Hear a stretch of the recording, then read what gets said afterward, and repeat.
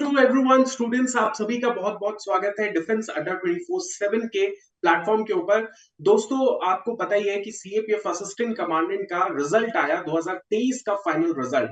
अब वो merit list पे जिन जिन बच्चों का अल्टीमेटली सिलेक्शन हुआ भाई, काबिले तारीफ उनका संघर्ष रहा, उनका कठोर परिश्रम रहा कि उन्होंने मतलब हिम्मत नहीं हारी और अल्टीमेटली उनका नाम जो है मेरिट लिस्ट में आया। नाउ हम समझ सकते हैं कि उनकी जिंदगी अब बदलती हुई दिख रही होगी। उसी कैटेगरी में जैसे कल मैं आपके सामने विशाल गोस्वामी को लेकर आया जो सीएपीएफ असिस्टेंट कमांडेंट रैंक 7 है, वैसे ही आज हमारे सामने एक और हरियाणा के शेर हैं और इनका नाम है राहुल। और इनका रैंक जो है वो बहुत ही तगड़ा रैंक है, जिसके बारे में राहुल खुद अपने बारे में बताएंगे कि कहां से ये बिलोंग करते हैं, कैसा ये कठोर परिश्रम जो था वो रहा और अब आगे की उनकी क्या रणनीति है, क्या सोच है कि फौज में जाके ये क्या कमाल करने वाले हैं। तो हर चीज के बारे में आज हम लोग समझने वाले हैं और मैं मेक श्योर करूंगा बच्चों कि आपको जो भी दुविधा होती है प्रिपरेशन के दौरान, उस दुविधा का आंसर जो है डायरेक्टली राहुल जो है वो देंगे। तो सबसे पहले कॉन्ग्रेचुलेशन राहुल, आपको और आपके पेरेंट्स को, आपकी फैमिली को, जो कि अल्टीमेटली आपको यूपीएससी की मेरिट लिस्ट में आपने अपना नाम देखा। Congratulation to you Rahul. Thank you sir. Thank you. और राहुल, सबसे पहले तो एक मेरा बड़ा बेसिक सा सवाल होता है, लेकिन इस सवाल के लिए बहुत ज्यादा समय लग जाता है कई बच्चों के लिए कि भाई वो फीलिंग कैसी थी जब यू गॉट टू नो कि यार मेरा ना रैंक आ गया यूपीएससी सीएपीएफ एसी के अंदर, और वो जो फीलिंग थी वो शेयर आपने कैसे की? How you got to know that you got into the merit list? कई बार क्या होता है दोस्त वगैरह बता देते हैं, तो वो इवेंट के बारे में आपने बताइएगा। जी sir. So it was quite an interesting event क्योंकि तो जिस टाइम पे रिजल्ट आया था आई वाज ऑफलाइन और उस टाइम पे मैं जिम कर रहा था, तो लाइक हाफ एन आवर बीत चुका था रिजल्ट आई। एंड मेरे फोन पे दोस्तों की 3-4 मिस कॉल आई थी क्योंकि उन्हें पता लगा था रिजल्ट आया और मुझे नहीं पता। सो नर्वसनेस थी तो मैं ऊपर चला गया और रिजल्ट मैंने डाउनलोड कर लिया। And then I was having my phone in my hand and just about to search my roll number. So उस टाइम पे like I was anxious and nervous about it. Then at that moment मैंने सोचा कि नाम हो भी सकता है, नहीं भी हो सकता है। So I had a pause for a moment. तो मैंने सोचा कि इट्स ओके, नहीं भी हुआ तो भी, बट लकीली एंड थैंकफुली मैंने सर्च करा, I found my roll number in there and then immediately because I was there and my friends were not there. So I like I found it and I did not know what to do, how to celebrate. So excitement में I had a shaker with me and I did not know what to do. Then in excitement I jumped and just threw it down. वाह। So this okay. is how I celebrated. So okay. Personal self में ऐसे हुआ था। Then वाह। Immediately मैंने decide करा कि I want tell it खुद से एकदम से ऐसे किसी को फोन पे भी। I went to the sweet shop. I bought the sweets for my family. तो मम्मी वगैरह के लिए सबके लिए मैं ले आया और मैंने आके खिलाई। तो दे वर जस्ट वंडरिंग कि ये किस लिए, क्यों एकदम से क्यों ले आया। देन एकदम से मैंने बताया कि मेरा आ गया है और they were very happy about it. एकदम से मम्मी और ताई जी, मतलब दोनों को मम्मी बोलता हूँ, so they were very happy about it. Then same I thought कि पापा को भी बताऊं, but he was in Delhi. Okay. Then I thought of this same thing कि मैं खुद जाके बताऊंगा और इसमें इससे पहले कोई भी नहीं बताएगा। ओके। सो मैंने उसी टाइम पे I left Rohtak and I went to Delhi, वो एक मिठाई का डब्बा लेके। एंड आई थॉट कि सबसे पहले मैं बताऊंगा। एंड पापा भी ऐसे कि पापा को ऑलरेडी पता था, ये रिलेटिव्स का फोन जा चुका कॉन्ग्रेचुलेट करने के लिए। एंड पापा ने like I travelled all the way, he did not let it go waste. He acted like कि उन्हें पता नहीं है and okay. He kept my heart. Right right. And ये चीज मेरे को नेक्स्ट डे आके पता चली वापस। अच्छा। So everyone okay. Was happy and ऐसे राइट था। राइट। राहुल, तो आपके फादर के सामने जब आप गए होंगे तो डेफिनेटली वो आपके फादर के जो अंदर के इमोशंस होंगे वो डेफिनेटली बाहर आए होंगे, आपके भी बाहर आए होंगे। तो वो क्लिपिंग या वीडियो वगैरह आपने रिकॉर्ड की होगी, तो डेफिनेटली वी वांट कि बच्चों को वो मोमेंट थोड़ा एक्सपीरियंस करें। तो अगर आपके पास होगा तो डेफिनेटली आप शेयर कर दीजिएगा, ताकि एक ट्रू इमोशन जो है बाहर निकल के आए। राहुल, एक चीज मैं बताना चाहता हूँ कि हरियाणा जो है वो काफी मेरे दिल के करीब है, और हरियाणा की मिट्टी में ना जो सरकारी जॉब होती है उसकी बड़ी वैल्यू होती है। और वहां पे सरकारी जॉब से भी एक ऊपर नौकरी होती है, वो होती है फौज की नौकरी। और जो फौज की नौकरी करता है, जो वर्दी की नौकरी करता है, उसकी रिस्पेक्ट अलग लेवल पे होती है। और साथ ही साथ अगर बच्चा अफसर बन जाए तो उससे बड़ी बात जो है वो पूरे समाज के लिए बहुत बड़ी बात होती है। तो मैं राहुल आपसे ये पूछना चाहता हूँ कि आपके पेरेंट्स का क्या प्रोफाइल है, कि आपके फादर क्या काम करते हैं, इसके बारे में बताइए। सर बेसिकली फैमिली में डिसेंट फैमिली बैकग्राउंड है. Most of the people are in government services. So papa NDMC में काम करते हैं, गवर्नमेंट सर्विस में. ओके। एंड ताऊ ताई एजुकेशन डिपार्टमेंट में है, हरियाणा गवर्नमेंट में. और एक कजन भी गवर्नमेंट सर्विसेज में. सो सभी गवर्नमेंट सर्विसेज में. सो इसलिए मेरा भी थोड़ा मोटिवेशन वगैरह था कि मेरे को भी गवर्नमेंट सर्विसेज ज्वाइन करनी है. That's how it okay. Happened. Okay.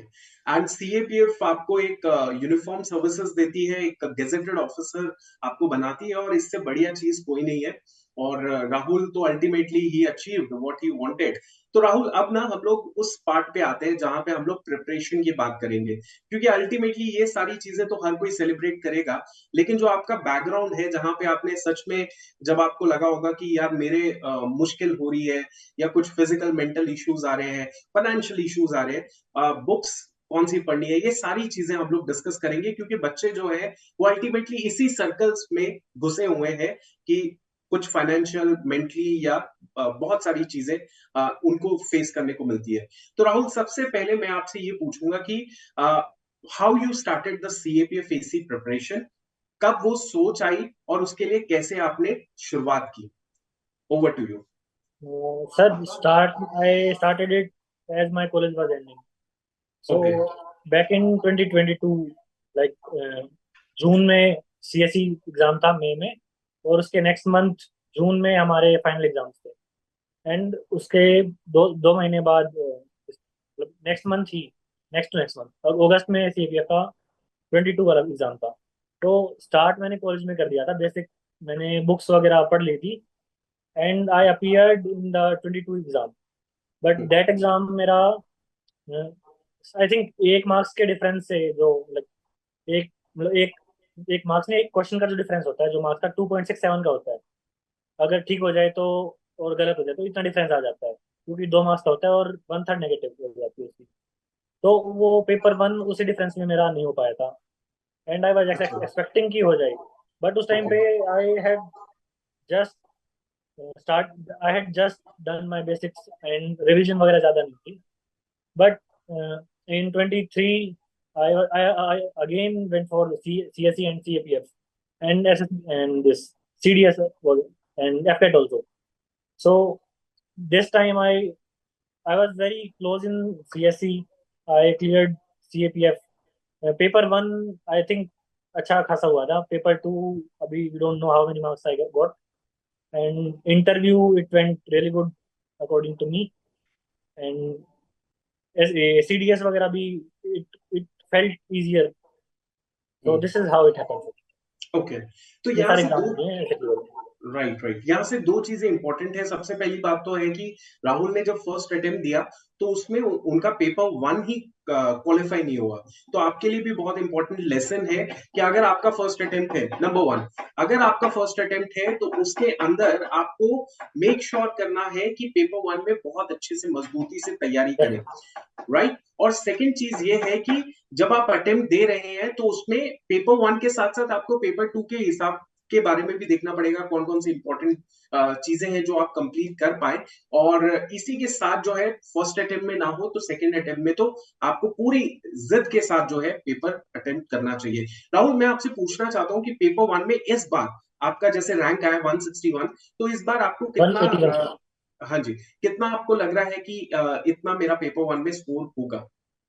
Sir paper one में I check it out with some answer key, तो रफली आई गॉट 150, प्लस माइनस 5 हो सकता है शायद.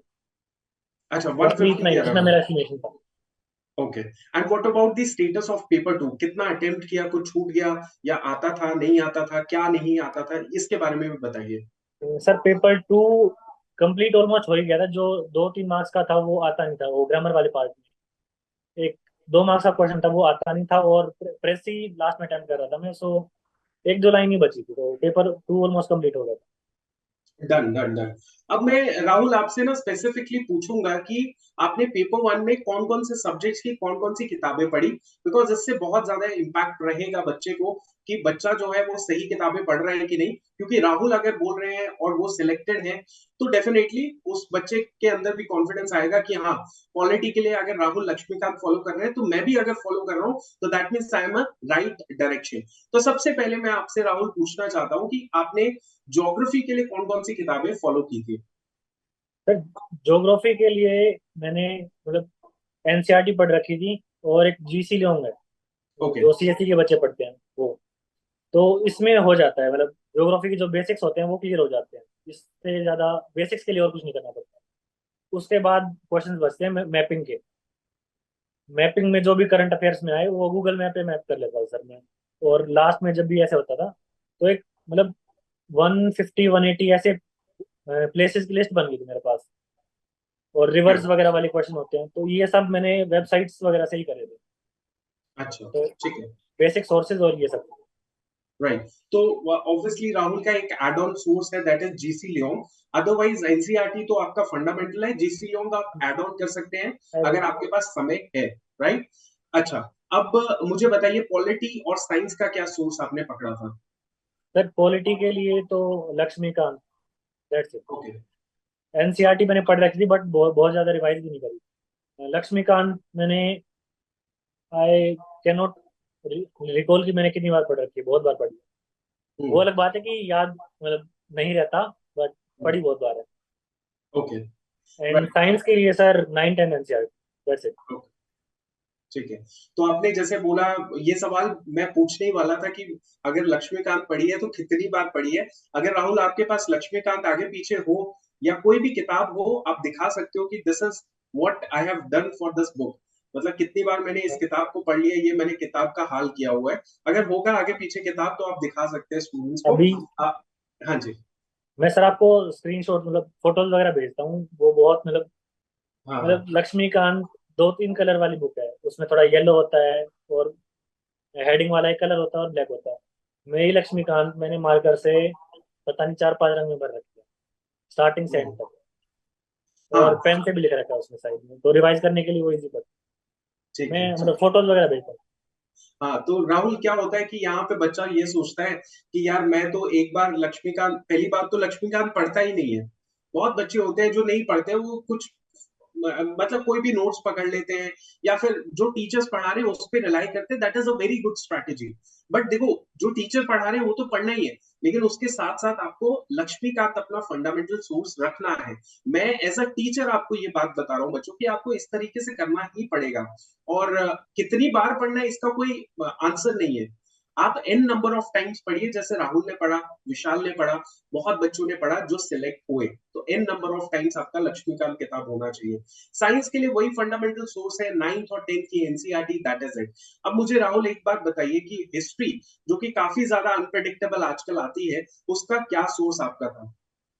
सर हिस्ट्री के लिए मैंने, एक बुक होती है बिपिन चंद्रा, ओके। तो वो पढ़ रखी थी। वो मैंने बहुत बार पढ़ रखी है सर, अगेन काउंट पता नहीं कितनी बार पढ़ रखी है।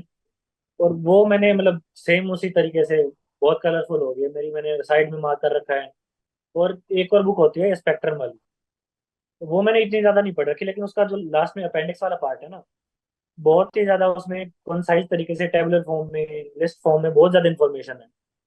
और बहुत ज्यादा स्कोरिंग पड़ता है मेरे मेरे को, जैसा मेरे को लगता है वो। क्योंकि जो 22 वाला भी एग्जाम था, तो आई थिंक उसके लिए तो बहुत ही ज्यादा उससे पढ़ के बहुत ज्यादा स्कोर किया जा सकता है। मतलब हिस्ट्री में if there is one source, तो आई वुड सजेस्ट कि स्पेक्ट्रम के लास्ट वाला तो डेफिनेटली आप पढ़ लो। ओके। और मैंने वो पढ़ रखी, बिपिन चंद्रा पढ़ रखी।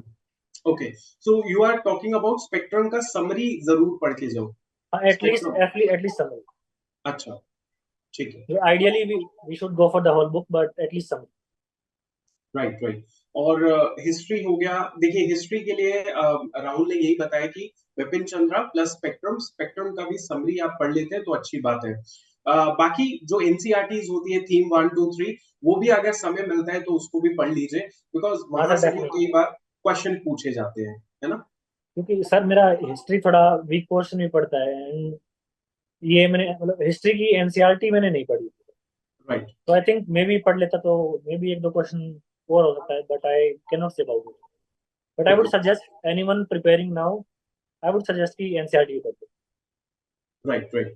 तो राहुल से एक चीज और मेरे को समझ आ रही है और आपको मैं बताना चाहता हूँ स्टूडेंट्स की, राहुल ने एक किताब पढ़ ली बिपिन चंद्रा।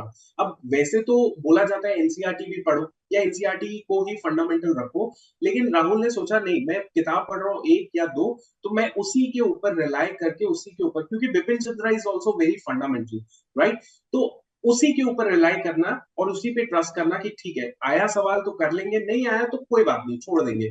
तो आपके लिए भी ये बहुत बड़ी इंपॉर्टेंट एडवाइस है कि अगर एक दो किताबें पढ़ रहे हो तो उसी पे रिलाई करो। देखो बहुत सारी किताबें पढ़ के भी कोई फायदा नहीं जब तक उसको रिवाइज नहीं कर पाओगे, तो this is a very important point. इसके अलावा राहुल, आपने जो करंट अफेयर्स थे वो कितने मंथ्स के किए, और साथ ही साथ आपने जो करंट अफेयर्स थे वो कहाँ से किए? खुद बना बना के किए, कंपाइलेशन ले लिया, न्यूज़पेपर पढ़ लिया, कहाँ से किया? Sir because I was also preparing for CSC, तो मैं करंट अफेयर्स के लिए एक तो न्यूज़पेपर तो पढ़ता ही था, बट उसके बाद मैं मतलब खुद से ऐसे नोट्स नहीं बनाता था कभी भी। उसके लिए मैं मंथली मैगजीन्स पढ़ लेता था, लेकिन जो लास्ट में जो पीटी आती है ना, PT 365, राइट। तो वो मैंने मतलब कई बार रिवाइज कर ली थी। और अच्छा। थोड़े बहुत क्वेश्चंस होते हैं जो जैसे डिफेंस स्पेसिफिक क्वेश्चंस होते हैं, और स्पोर्ट्स इवेंट्स वगैरह के क्वेश्चंस होते हैं, अवार्ड्स वगैरह वाले, तो उसके लिए कोई भी जैसे रैंडम जीके वाले जो करंट अफेयर्स होते हैं ना, आई गेस सभी में सेम होता है, तो कोई भी एक उठा लो, उसको रिवाइज कर लो, that would be enough. And इसमें ये भी है कि कुछ क्वेश्चंस तो ऐसे आएंगे उसका nothing can be done done about them. So ये अपने जो भी कुछ सोर्सेज हैं वो पकड़ो, उसको रिवाइज करते रहो। ठीक है राहुल, एक बहुत important question, that is maths and reasoning. कितनी डेप्थ तक मैथ्स एंड रीजनिंग करना है, और CAP specific maths and reasoning कहाँ से आपने किया होगा? सर इसमें तो my background that help me a lot, क्योंकि in 12th I used to prepare for JEE mains, तो उस टाइम की तैयारी मेरे को अभी काम आ रही है बहुत ज्यादा। हम्म। तो मेरे को पर्सनली तो बहुत ज्यादा उसके लिए तो कुछ सोचना नहीं पड़ा, तो आई गेस वो तो मतलब मैथ रीजनिंग के जितने भी क्वेश्चन होते थे, ऑलमोस्ट सारे क्वेश्चन मैं कर देता था और वो ठीक ही होते थे। एक क्वेश्चन अनलकीली गलत हो जाता तो हो जाता है, बट मोस्टली हो जाते थे। राइट। बट इसके लिए आई वुड सजेस्ट कि प्रीवियस ईयर जो भी है वो क्वेश्चंस जो भी है वो कर लो एटलीस्ट। ठीक है। सो राहुल का बैकग्राउंड जो है, देखिए बैकग्राउंड एक्चुअली मैटर करता है। राहुल का बैकग्राउंड आईआईटी जेई वाला था, मैथ्स बहुत अच्छे से पढ़ा था, बहुत पहले मेहनत भी की, है ना। तो जो पुरानी मेहनत होती है वो कभी हाँ जाया नहीं सर, जाती है ना राहुल। बिल्कुल हाँ सर, जी। बिल्कुल। हाँ अभी जी। लाइक 11 12 में I did it, and it worked for me 5 6 years later. So thank God that I worked hard at that point of time. Right. तो वही बात है कि आप एक आपका जो बैकग्राउंड होगा, बैकग्राउंड से कोई ना कोई चीज तो आपको मदद करेगी आपके एग्जिस्टिंग सिलेबस को पूरा करने में। मैथ्स एंड रीजनिंग राहुल का पहले ही अच्छा था, तो उन्होंने ज्यादा एफर्ट नहीं लगाया, बट हो गया उनका अच्छा खासा। मैथ्स एंड रीजनिंग में उन्होंने अच्छा स्कोर कर लिया। नाउ इसमें ये होता है कि आपने कितने घंटे, कितना पहले भी आपने एफर्ट लगाया हो। अब कोई बच्चा है जो एकदम नॉर्मल, कभी मेहनत नहीं की, कभी कुछ नहीं किया, और now he is aiming for civil services और सीएपीएफ, तो उसको फिर भाई पुराना मेहनत नहीं किया तो अब तो मेहनत करना पड़ेगा ना, तो उसको एक्स्ट्रा एफर्ट लगाने पड़ेंगे। राहुल एक चीज मैं आपसे पूछना चाहता हूँ कि पेपर 2 एक ऐसा कंपोनेंट होता है जहां पे बच्चे काफी ज्यादा परेशान हो जाते हैं आंसर राइटिंग में। वो सोचते हैं कि पहले दिन से आंसर राइटिंग करना जरूरी है क्योंकि किसी ने बोला होता है कि मैं वो आंसर राइटिंग करके ही काम बनेगा। तो क्या स्ट्रैटेजी आपके केस में काम करी? आपने पहले दिन से आंसर राइटिंग शुरू कर दी, या आपने सोचा चलो 2 महीने जब रहेंगे पेपर को तब मैं कुछ आंसर्स लिखना शुरू करूंगा, कुछ मॉडल आंसर्स को पढ़ना शुरू करूंगा? What was your take for paper 2? Sir, first thing that I would say is first day से तो आई डोंट थिंक कि कोई कर भी सकता आंसर राइटिंग, क्योंकि राइट। वो बेसिक पॉइंट्स ही नहीं पता कि क्या लिखोगे, क्या 300 वर्ड्स में भी ऐसे लिखना है तो लिखोगे क्या। बहुत जनरल अगर लिख भी दोगे तो बहुत ज्यादा जनरल हो जाएगा, और उसके मेरे को लगता नहीं कोई मार्क्स भी देगा। तो आई वुड से कि जब जीएस की तैयारी हो जाए ठीक ठाक, एटलीस्ट बेसिक सिलेबस कर लिया और करंट अफेयर जो भी आ रहे हैं वो समझ में आने लग गए, आप उस टाइम पे स्टार्ट करो। एंड फॉर मी पर्टिकुलरली मैंने स्टार्ट करा था जैसे सीएससी हो गया था ना हमारा, तो उसके बाद 2 महीने होते हैं सीएपीएफ के लिए। तो उस टाइम पे आई did previous year question, previous year paper पूरे के पूरे। अच्छा। तो मैंने 5 पेपर्स, मतलब क्योंकि आंसर राइटिंग मेरी प्रैक्टिस तो हो गई थी सीएससी की आंसर राइटिंग में, उसके लिए भी आई लाइक, अब मैं ये बोल दूं कि मैंने सिर्फ 2 महीने सीएपीएफ के आंसर लिखे हैं तो that would give a wrong image, क्योंकि मैंने सीएससी के लिए बहुत ज्यादा आंसर, मतलब बहुत ज्यादा तो नहीं, डिसेंट अमाउंट में आंसर राइटिंग कर ली थी, 2 कॉपी भर ली। बट सीएपीएफ के लिए आई थिंक वो बहुत हो जाएगा। तो जब भी आप बेसिक्स कंप्लीट हो जाते हैं, करंट अफेयर समझ में आने लग जाते हैं, कुछ फैक्ट्स आपके पास इकट्ठा होने लग जाते हैं, उस टाइम पे you are good to start it. उस टाइम पे आप स्टार्ट करो, एक एक लिख दो, और आप थोड़ी बहुत मतलब सेंस मिल जाए कि एक ऐसे में ये लिखना होता है, रिपोर्ट में ये लिखना होता है। जैसे ही फॉर मी, जैसे मैंने बताया, जब 2 महीने रहते थे then I did previous year paper पूरे के पूरे, टाइमर लगा के 3 घंटे में जितना कंप्लीट होता है वो, ताकि एग्जाम में कितना टाइम लगेगा उसकी सेंस लग जाए। That's it sir. ये 5 अच्छा। मैंने प्रीवियस ईयर करे। राइट।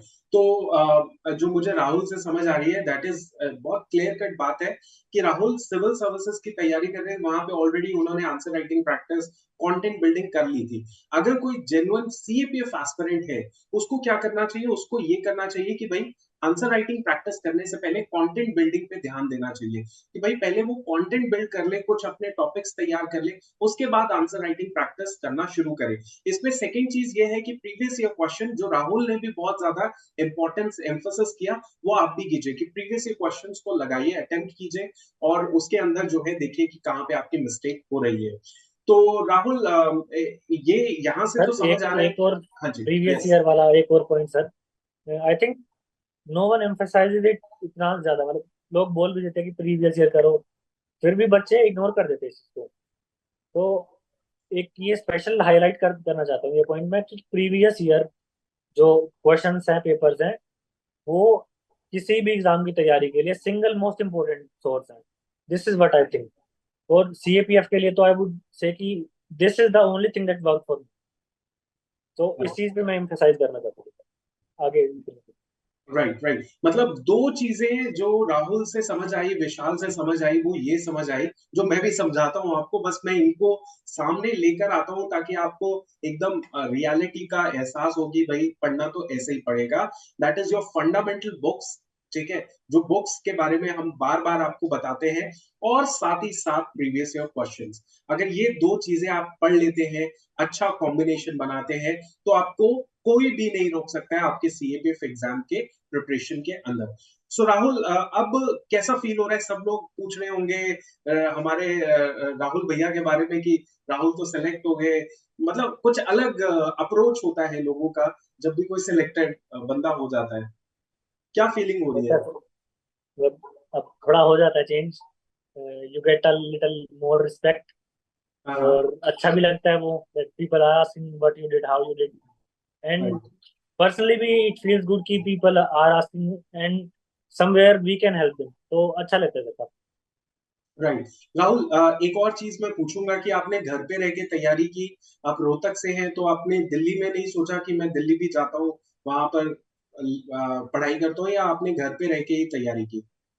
सर एक्चुअली क्योंकि हमारी फैमिली ऐसी है कि दिल्ली में भी घर है, तो हम्म। पापा वहाँ पे रहते हैं, तो 2022 से 23 के स्टार्टिंग तक का, तो 22 पूरा और 23 के स्टार्टिंग तक का, तो ये टाइम पे मैं दिल्ली में था, घर पे ही, और मैं घर पे ही पढ़ाई कर रहा था। तो उस टाइम पे I was mostly isolated, isolated नहीं कहूँगा मैं, उस टाइम पे आई वुड से कि मतलब मैंने जितना मैं कर सकता हूँ मोस्ट फोकस तरीके से पढ़ाई करी है। हम्म।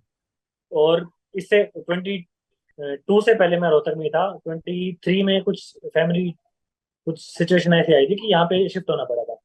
ओके। तो मोस्टली तैयारी मैंने घर पे करी है, बट 23 में मैंने लाइब्रेरी वगैरह जाना स्टार्ट कर दिया था। राइट तो राइट। सारी पढ़ाई मोस्टली सेल्फ स्टडी। अच्छा, तो ये तो बहुत अच्छी बात है, बहुत अच्छी बात है। तो राहुल, ये लगभग 2 साल का संघर्ष आपका था, 2-3 साल का लगा ले तो। ऑलमोस्ट दो ढाई दो ऐसे ही। अच्छा, तो इस समय आपको कोई ऐसा लोएस्ट पॉइंट आपको देखने को मिला? क्योंकि मेरे को आए दिन मैसेजेस आते हैं, sir I am feeling demotivated, sir मैं इतना मेहनत कर रहा हूँ, कर रही हूँ, लेकिन सर क्वेश्चन गलत हो जाता है तो बच्चा सोचता है यार ये तो अब पता नहीं क्या कितना बड़ा पहाड़ है। तो आज राहुल सेलेक्ट हो गए हैं, लेकिन वो लोएस्ट पॉइंट राहुल की लाइफ में भी आए होंगे। तो राहुल, कुछ बता सकते हो आप कोई पॉइंट? सर एक्चुअली सभी पॉइंट्स सिलेक्ट होने से पहले लो हाई ऐसे ही चलता रहता है। तो रोलर ऐसा कुछ कोस्टर। नहीं है कि कुछ लो हाँ नहीं जी। आता, हाई नहीं आता। एग्जाम मतलब मोस्टली जो इमोशनल स्टेट होती है वो परफॉर्मेंस के ऊपर ही बेस्ड होती है। अगर परफॉर्मेंस कोई एग्जाम क्लियर हो गया तो वी फील गुड, अगर नहीं होता है तो अल्टीमेटली उसका इम्पैक्ट हमारी हेल्थ पे होता है और मेंटल हेल्थ पे होता है। तो मेरे साथ भी हुआ है, और जो भी प्रिपेयर कर रहा है उसके साथ भी होगा। हम्म, ये मतलब ऐसी चीज है, वेरी हार्ड टू अवॉइड। मतलब if you would be lucky if आप फर्स्ट टाइम जा रहे हो पेपर देने, वो क्लियर हो गया, तो you hmm, would be like of course hard working, but एक तरीके से you should feel that you are lucky, क्योंकि आपको ये चीजें फेस नहीं करनी पड़ी। सो आई वुड से कि ये पॉइंट सभी की लाइफ में आएंगे, just deal with it, continue करना पड़ेगा, कोई अदर अल्टरनेटिव नहीं है। एंड एक और पॉइंट मैं एम्फेसाइज करना चाहूंगा, क्योंकि इस पॉइंट पे, क्योंकि किसी भी एग्जाम की तैयारी करना इज अ लोनली जर्नी। उस टाइम पे you have to be a boring person, आपको पढ़ाई करनी पड़ेगी। एंड मतलब इट्स लाइक मतलब कड़वी बात है, बट बात तो यही है, करना ही पड़ेगा। फॉर लाइक एक ऐसा फेज लाइफ में यू नीड इट कि आप बहुत ज्यादा फोकस्ड हो और वो पढ़ाई कर रहे हो। मतलब ये कोई ऐसा इंपॉर्टेंट नहीं है कि एग्जाम से ही पहले है, थोड़ा बहुत उसमें जरूरत है, बट एक फेज आपने एक साल का ऐसा निकाल दिया, आई वुड से कि it will work wonders for you. But एक ऐसा फेज बहुत ज्यादा इंपॉर्टेंट है। Hmm. This is what I would say. हाँ, बहुत बहुत जबरदस्त बात बोली है राहुल ने कि देखिए, चाहे जितना लो पॉइंट आए, हाई पॉइंट आए, अगर आपको सिलेक्ट होना है तो आपको पढ़ना पड़ेगा। बस अगर ये सच्चाई अगर आपको समझ आ गई, तो आपको फिर ये जो लोएस्ट पॉइंट होंगे ना, डिमोटिवेशन, मोटिवेशन, इनकी परवाह आपको नहीं पड़ेगी, क्योंकि आपको पता है कि मुझे पढ़ना है, और पढ़ना है तो बस पढ़ना है, तो फिर उसके दौरान आपको फिर कोई और चीज तंग नहीं करेगी, है ना? तो ये तो बहुत अच्छी चीज है। राहुल, आप अपने आप को मोटिवेट रखने के लिए, मतलब सेल्फ मोटिवेशन एक होता है ना कि दिनचर्या जो भी होती है, उस दौरान आप कैसे कैसे अपनी दिनचर्या को अपना करते थे? फॉर एग्जाम्पल, आप सुबह पढ़ते थे या रात को लेट नाइट पढ़ते थे? आपका कैसा वो दिनचर्या होता था? दिनचर्या तो बहुत ज्यादा डिस्टर्ब थी। हाँ अ, हाँ। मैं लेट नाइट, मतलब जब एग्जाम था तो उस टाइम पे मैं रात को पढ़ता था।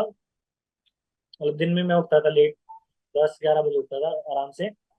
और उठते ही, जैसे रोहतक में था तो मैं लाइब्रेरी चला जाता था, उठते ही कुछ हल्का फुल्का खा के लाइब्रेरी जाके 2-3 घंटे पढ़ के फिर वापस खाना, मतलब पास में थी लाइब्रेरी यहाँ पे तो खाना खाने आ गया, या फिर कुछ, मोस्टली खाना खाने आता था, या फिर शाम को एक टाइम होता था 6 से 8।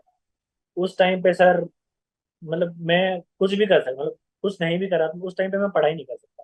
उस हम्म टाइम पे ये टाइम था, मैं मेरे को बाहर जाना है, हम्म। मैं ऐसे ही घुमाऊंगा, मैं जिम चला जाऊंगा, मैं खेलने चला जाऊंगा, कुछ भी करूंगा, लेकिन उस टाइम पे नहीं पढ़ सकता था मैं। तो उस हिसाब से I have to work around it. उसके बाद जैसे खाना खा के रात को फिर 2-3, कई बार 4 बजे तक, तो ऐसे लेट नाइट तक पढ़ता था। ओके। राइट। तो अभी जितने भी टॉपर्स से मैंने बात की ना, 3 चीजें तो भाई सब में कॉमन है। पहली चीज है कि भाई जो फंडामेंटल किताबें हैं वो पढ़ो। दूसरी है प्रीवियस ईयर क्वेश्चंस हर टॉपर लगाता है। और तीसरी है लाइब्रेरी। तो तीनों का कॉम्बिनेशन अगर बन जाता है तो भाई एक टॉपर जो है अल्टीमेटली आपको बनने से कोई नहीं रोक सकता। राहुल, कोई लास्ट वर्ड आपको बोलना है एस्पिरेंट से, अपनी फैमिली से, क्योंकि शायद आपकी फैमिली भी ये पॉडकास्ट देखेगी, तो कुछ भी किसी को भी बोलना चाहते हो या अपने दुश्मन को कुछ बोलना चाहते हो तो आप बोल सकते हो। Over to but you. Luckily दुश्मन तो है ही नहीं सर। आई हाँ हाँ। Am very lucky to have a very good friend circle, और फैमिली भी have been very supportive. So it's a moment where I can I have to be thankful, क्योंकि had it not been for them, क्या ही कर लेता sir. Like for example my mother, hmm, मतलब जिस time मैं मेरा मेरा लाइफ लाइफ साइकिल इतना खराब है, किसी टाइम पे उठ रहा हूँ, किसी टाइम पे खा रहा हूँ।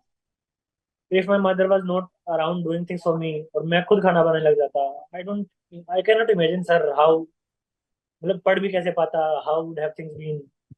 एंड एक स्पेशल लाइक एक message I would like to convey to the people, for the people जिनका एक बारी में हो जाता है वेरी गुड, जिनका नहीं होता है भाई लगे रहो यार। That's what I will say, थोड़ा हो जाता है मतलब, मेरे साथ तो देखो नहीं हुआ, बट ऐसा भी हो सकता है कि यू विल सी पीपल, किसी का हो गया, कोई किसी और फील्ड में इतने सालों से अच्छा कर रहा है। तो मतलब basically I am an engineer. तो मैंने वो जॉब, क्योंकि गया ही नहीं, तो वहां पे मेरे जो भी वहाँ का जो पीयर ग्रुप था, सभी जॉब कर रहे थे, कुछ लोग बाहर चले गए, जो स्कूल वाला जो सर्कल था, एक सब लोग अच्छा कर रहे हैं। तो एक पॉजिटिव पॉइंट मेरे को इसमें ये भी लगता है कि पीयर ग्रुप थ्रू आउट अच्छा रहा है, एक रेफरेंस पॉइंट भी अच्छा रहा है, विच मोटिवेटेड भी। सो इस चीज में दो दो चीजें हैं, आप अच्छा भी देख सकते हो कि वो सब अच्छे हैं तो मैं भी कर लूंगा, और आपको मोटिवेशन भी मिलती है ये।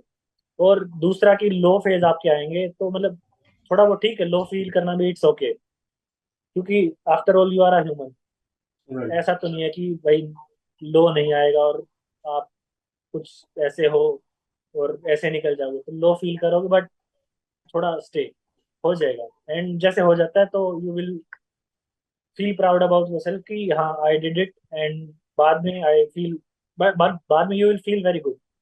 तो दिस वाज माय, जो मैसेज मैं देना चाहता तो एक बहुत सिंपल भाषा में राहुल ने बता दिया कि पहले अटेम्प्ट में हो जाएगा तो बहुत बढ़िया, अगर दूसरे अटेम्प्ट में होगा, तीसरे अटेम्प्ट में होगा, बस आपको लगे रहना है।